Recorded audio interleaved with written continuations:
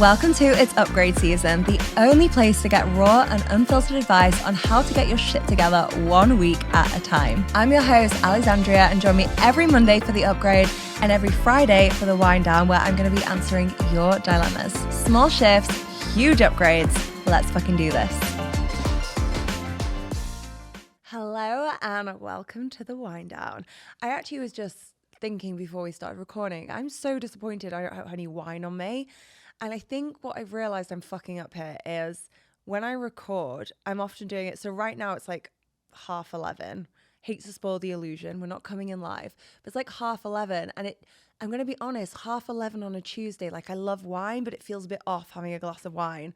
So I think what I need to start doing, guys, is recording like Thursday, Friday afternoons towards the end of the week, glass of wine, like a proper wind down. And I think you should send me some drink recommendations. I think let's make this fun. So I want to hear like your best wines. Maybe it's like a tinny. Do you know what? I've never tried a what do they call them? Like all the young people drink them. Like a spiked seltzer drink thing. What are they called?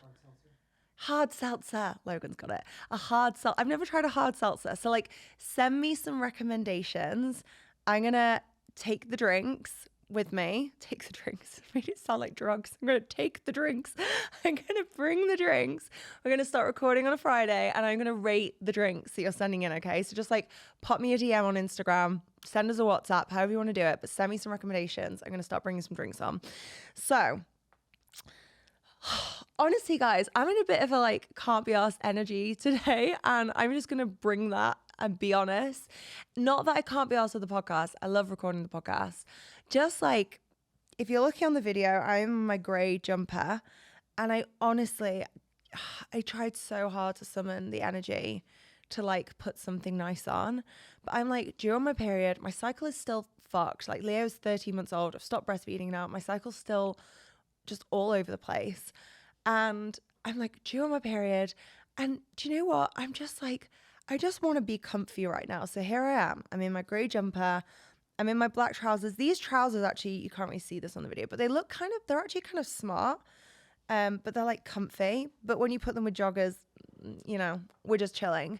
But I just want to be honest with that because I do sometimes find like you see on Instagram, everyone's always so like cheery and motivated and fired up all the time. And I know something I found really, really hard running multiple businesses at this point was like seeing other people just like in that mood every single day. And I was like, do people genuinely feel like this every day? Do they just like wake up ready to go without an ounce of self-doubt or an ounce of just like tiredness or laziness? And I think people are fucking lying if they say that they never do. So right now I'm tired, but I'm in my joggers. And do you know what? Meeting myself where I'm at and embracing it has just made today so much more of a pleasant experience because now I'm sat here, I'm comfortable, I've got my mic, we've got a good episode lined up, and I'm feeling good. I'm feeling lazy, I'm feeling bloated, but I'm feeling fucking good. So maybe that's an upgrade for you. Like instead of trying to force yourself to be something you're not or be in a mood that you're not, just be where you're at and meet yourself where you're at and show up in that energy, and actually everything feels so much easier. I'm realizing as I'm talking where I got inspired from. So Leo has a book I think it's called Chimpanzee.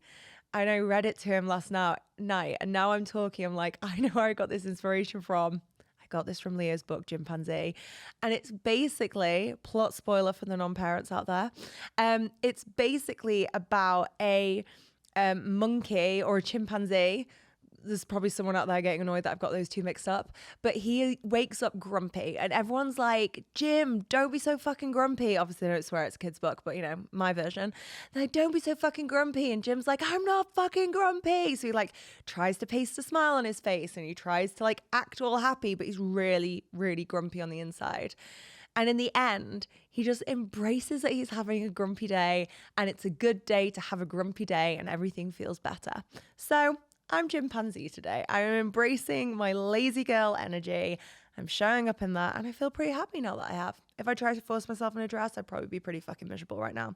So Little life update before we go into some dilemmas. I've got a dilemma about feeling lonely and trying to find a soulmate. Oh my gosh, something just flew into me. Soulmate and trying to, and feeling lonely. And I've also got a dilemma about how to fire someone. But a little personal update first of all. So we are in our house. We're getting there. You're probably listening to this podcast like, is she still banging on about the move? Mums will be like, I fucking get it. Non-mums are probably like, why haven't you done this already? I get it. I hear you. It's definitely livable. We're like ordering all our furniture in that we need. It's a bigger house, you guys. So like we had furniture, but now it feels really bare and empty. And I spoke to my friends about this. We bought the same floor plan as our friends. Yeah, we did that. Yeah. So we bought the same floor plan and I spoke to them about it and I was like, it just feels really bare. And they were like, we get it. We actually went from an apartment to that house. So can you even imagine?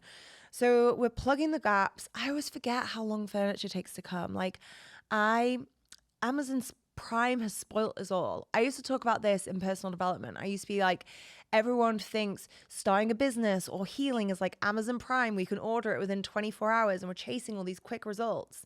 Well, I'm having to eat my own fucking words because I'm doing it with furniture at the moment. Everything's taking longer to arrive than I thought, but I love what we're ordering. And I have a confession. So we hired some interior designers to help us with the house. We were like, we want this to be such a haven. Our home, our environment, I've spoken about this before, is like so important to us. And we were like, let's get some pros in. Now, in fairness to me, and Jake will admit this too, I was dubious about hiring interior designers.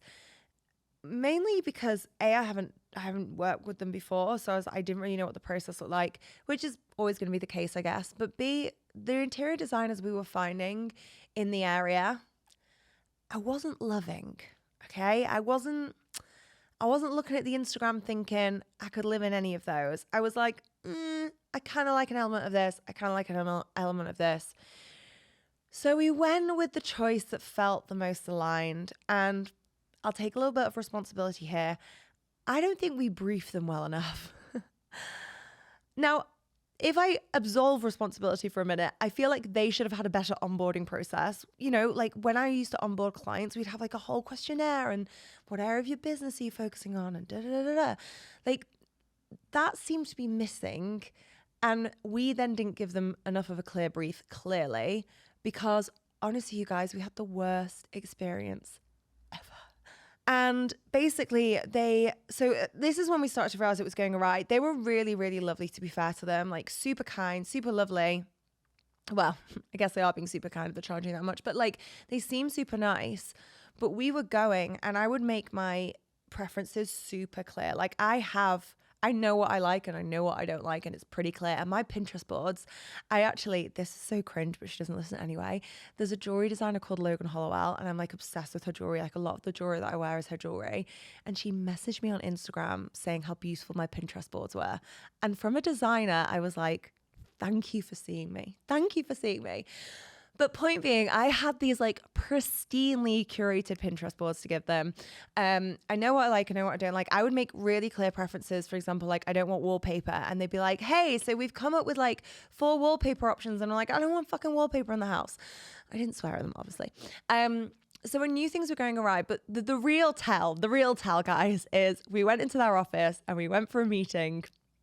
And they sat down and they gave us a whole presentation on light fittings in the house. Just on light fittings, just on light fittings.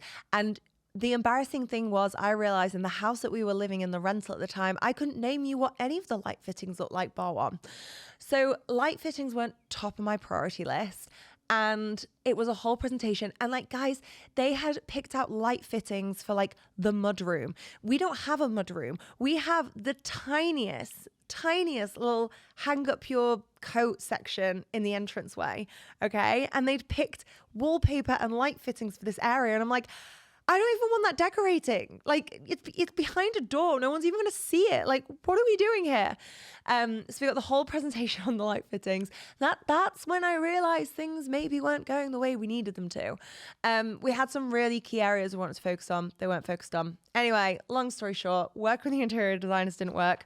So And I just want to say as well, because I'm sure there's probably some interior designers listening, this is not a dig at interior designers in general. This was the experience that we had was not great. I actually looked at hiring someone a friend's work with. She looks amazing. So I'm sure it's going to be an amazing experience if we go forward with that. But right now I've taken on the project. I am chief interior designer in the house and I'm actually really enjoying it. Like I fucking love interiors. It's kind of stressful because it feels like a big decision, particularly when you order stuff in fabrics that are like custom because you can't return them. And I'm like, fuck, like I don't want to make a mistake. It would really help if I could use like CAD, like some computer aided design. If someone can help me with that, that would be amazing. Because right now I'm trying to do our bedroom and I really want our bedroom to just feel like really warm and cozy, but I'm picking wood and then it doesn't match the floor. Like these are all the questions that go around in my head. I know, fucking first world problems. But I'm really enjoying it. And I am having to eat my words again because I said I don't like a dupe and I stand by that comment. I'm not a big fan of a dupe in general, but I've discovered the best hack, you guys. So speaking of light fittings, I realized there were like a couple of really important ones. And trust me, now I notice light fittings fucking everywhere. Those light fittings are not escaping me in any place I visit. But there was a couple of like big ones, like in our living room, there's currently a big fan. Americans love a fan. I don't love a fan. I don't want a fan in my living room. I want a beautiful light fitting. So we're switching that out for like a bubble chandelier. If anyone else is a Molly May fan, I'm going to be completely upfront here. I totally got inspired by Molly Mason on this. But it's like this like bubble looking chandelier thing. Anyway, I want one of those for living room. There's one over the dining area that is also going to be bubble shaped. I'm worried it's going to be too much, but we'll see. And then we have like a long one in the hallway. And I was looking at all these different light fittings and guys, lights are expensive. I had no idea, but they're not cheap. Anyway, I then looked on Amazon for some dupes. And let me tell you, Amazon light fitting dupes is a whole arena. Like there's a whole thing on it. And I have found the best dupey light fittings for like a third of the price. And my theory is, and let's see if the theory works, I will keep you updated on the podcast. I'll put some photos on Instagram when they're up as well. They're getting fitted when we're away. My theory is the ceilings are so tall. It's okay if it doesn't look good close to, but from a distance, it's going to look good. I don't know. Here's my theory. We're going to go with them. We've ordered them. Also, they arrived so quickly. So I ordered a bougie light fitting from the proper place. That's not arriving until June. Amazon literally arrived within 2 days. Fucking winning. So I'm going to keep you posted. Babes, if you have been listening to It's Upgrade Season, the podcast, then you need to be joining us live. Picture this. The most epic group of girls you have ever met, high vibe conversation, and the opportunity to have your questions answered. We are bringing It's Upgrade Season to a city near you. We already have tickets live for Manchester and for London, so make sure that you have grabbed your tickets to come join us. And I can't wait to give you a hug and a squeeze in real life. Tickets are now available. Hit the link in the show notes and make sure to drop me a little message to know that you're coming because I cannot wait for these events. But let's get into the dilemmas. So I'm going to start with this dilemma today. And this dilemma says, I don't know what to do anymore to overcome a loneliness that ironically keeps me company over the years. I never found a soulmate and entered motherhood alone. And despite being someone who tries to not let life get me down, God, it would help if I could read. Let's try that again. I never found a soulmate and entered into motherhood alone. And despite being someone who tries to not let life get me down, I ventured out into the world with my son, done all sorts to find our tribe, but there is always a touch of sadness as it eludes me. I'd love to hear your thoughts on this. So the first feeling I had when listening to this was I just want to give you the biggest fucking hug. And so I'm going to give you a virtual hug right now, and I hope you can feel it. And I'm so sorry that this is how you are feeling because I can feel the sadness and the loneliness in this. And I can also feel this real energy of just being so ready to be held in community or in partnership and have those people around you. So I'm so sorry that this is your experience currently, but let's let's see if we can shift this.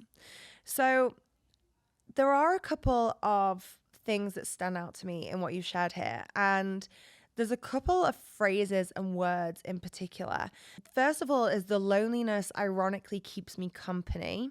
The second is I never found a soulmate. And the third thing is there's always a touch of sadness as it eludes me. The things that I would say here is that I think the first thing that we have to do in order to shift our reality is change our words, change our language.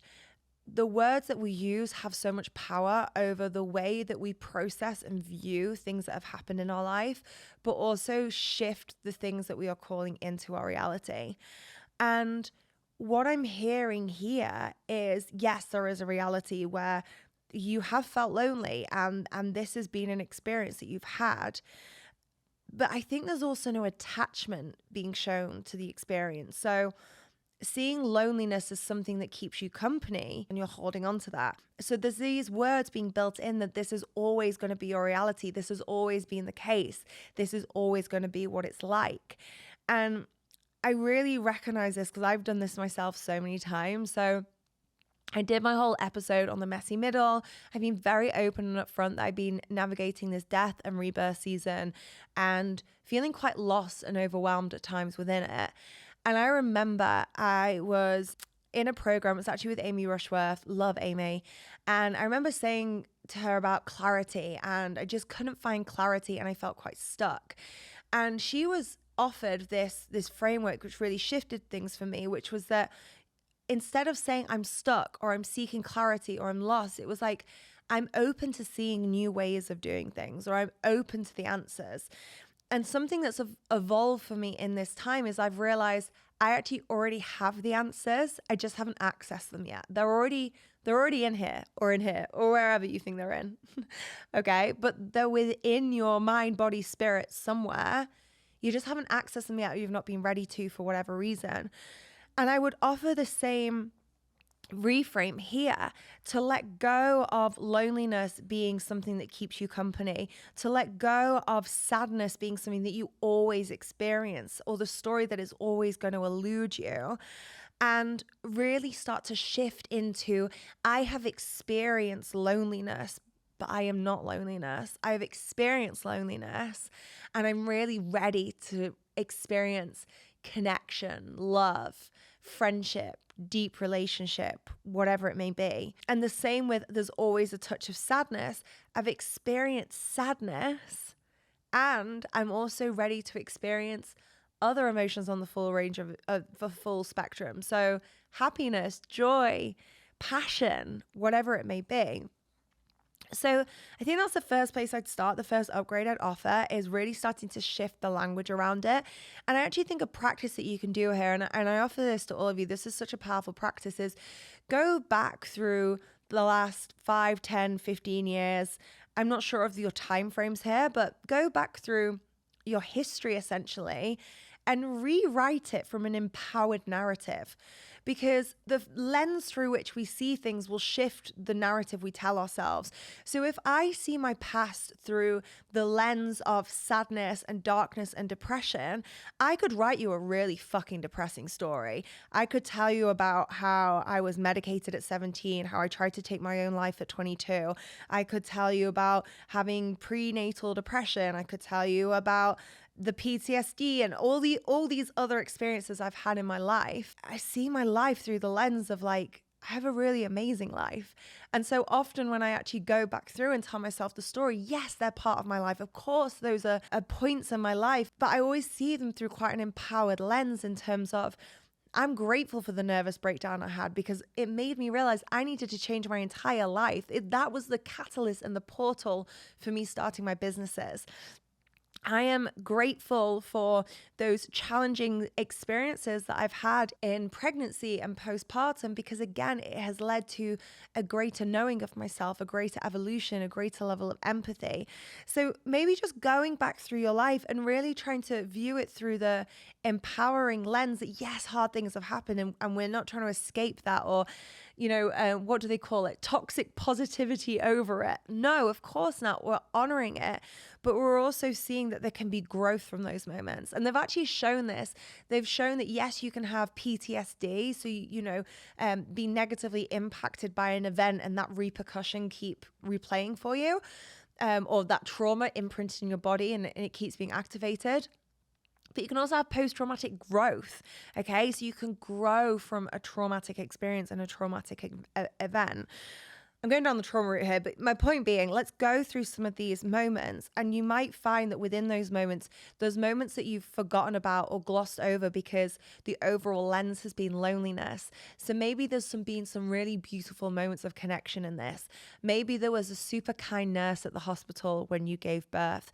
Maybe there was another mother who just gave you this smile when you were in line with your screaming baby at the grocery store. Maybe it was the friend who texted you when you least expected, or when you hadn't responded for so long and they still got back to you.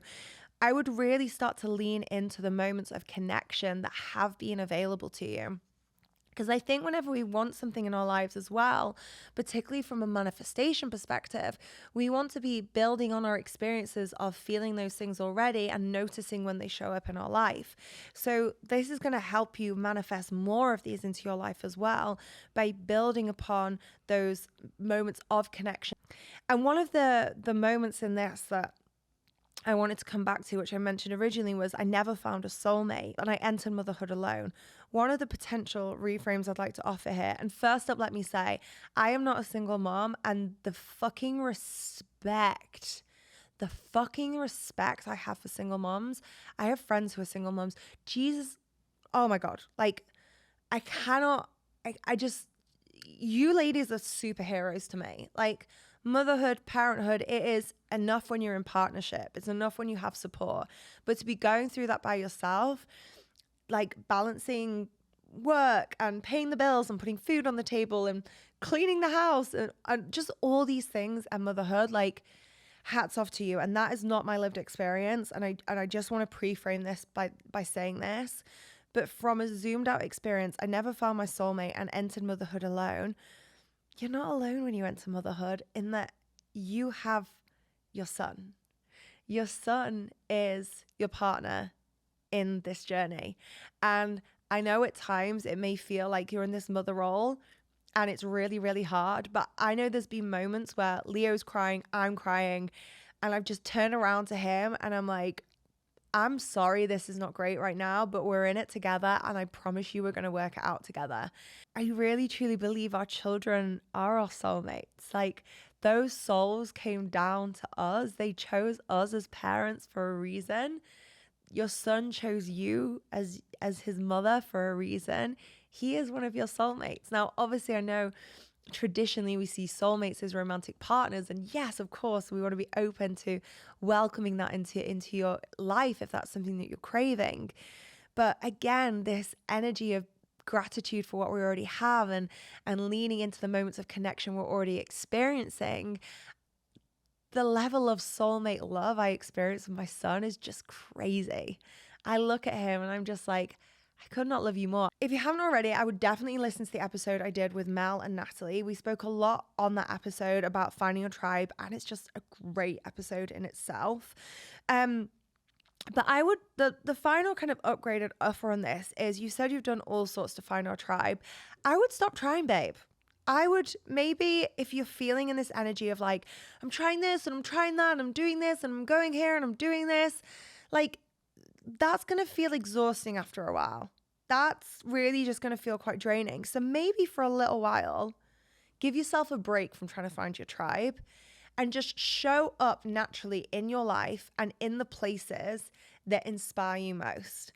So the local yoga class, or maybe it's even the grocery store, maybe it's listening to podcasts or books or whatever it may be.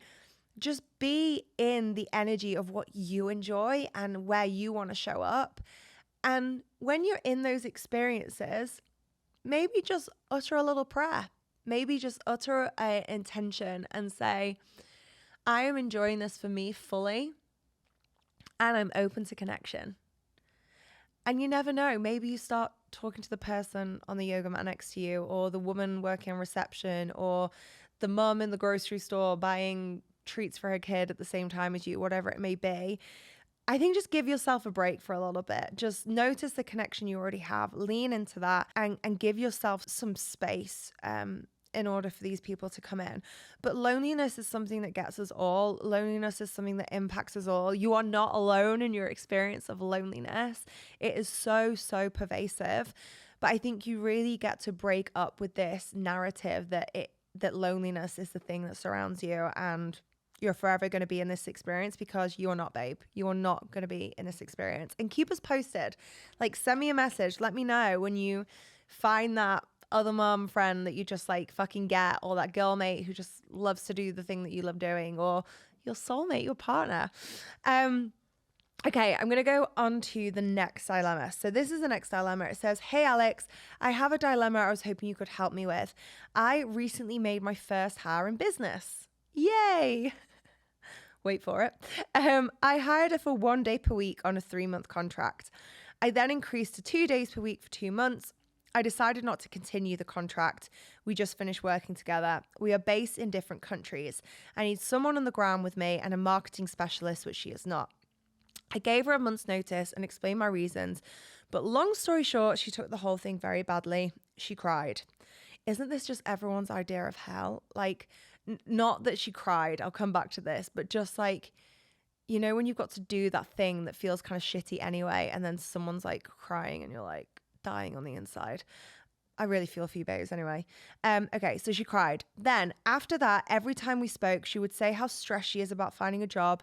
And since ending our contract, she texts me asking to work together again, as she's in a really difficult situation and really struggling. It's really stressing me out, as I feel like it's my fault, but I have a business to think of, and she wasn't the right person for the job. Deep down, I knew she wasn't the right person when I hired her, but wanted to give her a chance. And now it's really put me off hiring again. Help. Thanks so much. P.S. Loving the pod. Okay, let's get into this. I'm going to go brutal here, okay? And this is what I'm feeling, and I'm going to be honest. You need to get some fucking boundaries in place, babe. You need to get some boundaries in place, okay? So, and this is from the girl, by the way, who had a nanny trial with someone, and the nanny cried to her all day and told her about how she needed all these different things, and then had the worst day ever. Jake was actually away this day. I made her lunch as well. I made her lunch. I made her drinks. She barely looked after Leo. And then Jake got home and was like, "How was your day?" And I burst into tears, because I was like, that was the most stressful day ever. Like, much prefer it being me and Leo. I don't want a nanny. This is going to be horrific. We now have the most amazing nanny in the world. And I've learned a lot of lessons through that. So like, when I'm being brutal, I have fucking been there, okay? But we need to put some boundaries in place, okay? So, first of all, I get your reasons here. My right-hand woman, Vita, lives in England. I'm obviously in American time zone. That works really well for us, because the way that we navigate it is I can send things over in my afternoon, she can pick them up in the morning, and then by the time it's her afternoon, my morning, we can kind of collaborate on things. So I actually feel like I'm so lucky, because I can go to sleep and things get done, is how it feels, because of the time zone difference. But I do think there's certain types of businesses, the situations, and the certain time zones. Like, I could not work with someone that works in Bali. I will be completely honest. That just wouldn't work for me. It would be too much of a different time zone. So I get it. There are just situations sometimes where you need to be on the same time zone so you can back and forth. This morning I was back and forthing with Vita on Voxer. Your reasons make sense, and you know that you need a marketing specialist, and she's not. So like, that is what it is. So I just want to reassure you, first of all, that I really think you've made the right decision. Secondly, her taking it badly and her crying isn't your responsibility, okay? Now, obviously, there is a nice way to fire someone. Like, I remember hearing about the shit sandwich, and I have forever remembered the shit sandwich. Here is the shit sandwich, okay? You take something good, you then take the shit, and then you end it with something good, okay? What would that look like when you're firing someone? It would look something like this. "Hey, Lauren, really hard to have this conversation, but hang on, I've done the shit sandwich wrong. I've started with the shit. Let me start that again. Okay, so, hey Lauren, I just wanted to say, first of all, how grateful I am for the work that you've done. In particular, these pieces of work were really impactful and really supported me at a time in the business I really needed it. Unfortunately, I have realized that I need a specialist skill set in this business, and I want to honor that that is not the role that you came in for. I have realized through this process, I need a marketing specialist with these specific skills, and I appreciate that this is not your role. I've also realized working together on different time zones has been really difficult for me. I'm really looking for someone who is on the same time zone so that we can collaborate, we can have meetings, and so we can have a little bit more back and forth during the day. Once again, I just want to say how grateful I am. I'm really happy to provide a reference in terms of these elements or these aspects that you helped me with. And then I would go on to like the formalities of like the four week notice and all the rest of it. How they take that is not your responsibility. And it sounds brutal and it's true. And I know I said it already, it's fucking hard when someone's crying in front of you. I am the biggest empath sponge ever. Like, I just want to burst into tears. And one of the biggest gifts I've learned over the years is more and more to hold my own energy and know what is my energy and what is someone else's energy. And you can show empathy. You can say, I'm sorry this is hitting you in this way. I've got to be completely upfront and honest with you. I think honesty always wins in these situations. I'll be honest, I've fired people before and there's been no good stuff to like cling to. So it's just been kind of shit, but I've delivered it in a kind way still. It hasn't been done in a nasty or mean way. A really good tip with that, if that is the case, is just like pull any emotion out of it. So like none of this, like you did this and it made me feel like this. Just rely on the facts. So in the example I just gave, it was like, I set this task, there were these errors in it. I went back to you about the errors weren't corrected. These errors were then repeated across these different tasks. I had a meeting with you about this issue on this date. It wasn't rectified since then. These things have happened since. So unfortunately, I'm going to have to end this contract. There's no, you're this, you're that. There's just like very clean energy relying on the facts. So the crying is not your fault, babe. And her finding a job is not your fucking fault either. Like, I'm sorry, that's her issue. Like, and also, I do have a big question here. Every time we spoke, why were you still speaking? Because if she's just hounding you, like, you need to put in a boundary being like, really appreciate our time working together, but I'd really appreciate not receiving these messages. Like, you can probably phrase that better. But I don't get why she's speaking to you. I'm going to assume maybe it's because you're working together still. And why is she texting you? Like, again, honestly, I have such a boundary with this. Like, do not text me work stuff. Do not like WhatsApp me work stuff either. Like, you Voxer me or you email me. I think you need to cut some ties of communication. If you have to communicate, I would just say really clearly, I am so sorry that you're in this situation. I am really hopeful that you find a role. If she did provide good work and it's genuinely honest, offer a reference, but say, unfortunately, that's the most I can do for you in this situation as of this time. And if she's bringing it up every time, I would just say, hey, like, I would really love it if in these conversations we could focus on work. I'm feeling a lot of energy going towards things that are external to this. And right now I really need this energy in the work. It's on her to get a fucking job, babe. And like, I honestly think this is the risk you run when you run your own business. You know, I've been a contractor before. I've been in this situation before. And if someone fired me, if I wasn't the right fit for the job, you know, tough tits. Like, I need to go find another job. There are lots of jobs out there. There are lots of things you can do. That is on her to sort out that situation. And quite honestly, I think the reason she's not getting a fucking job is because she's in such victim mindset. Like, you know, get off your own ass and like send out some applications. Send out 30 applications a day rather than texting someone saying, help me. Like, you know, I really think she just needs to get a wriggle on. And it's put you off hiring again. This makes me so sad because you deserve to be supporting your business. Take the powerful lessons from this. Take what you've learned. You've said that they need to be a marketing specialist. Get really super specific. What areas of marketing? What are their key performance indicators going to be? Is it growing your mailing list? Is it growing your Instagram? Whatever it may be. What tools and software do they need to be able to use? Your dream person is out there. Please write your dream job description. Please get it out there. Please get some amazing support. And please put in some fucking boundaries, babe, because no more crying, no more stress text messages. You have enough shit going on in your own life without picking up everyone else's stuff all the time, you know? Okay.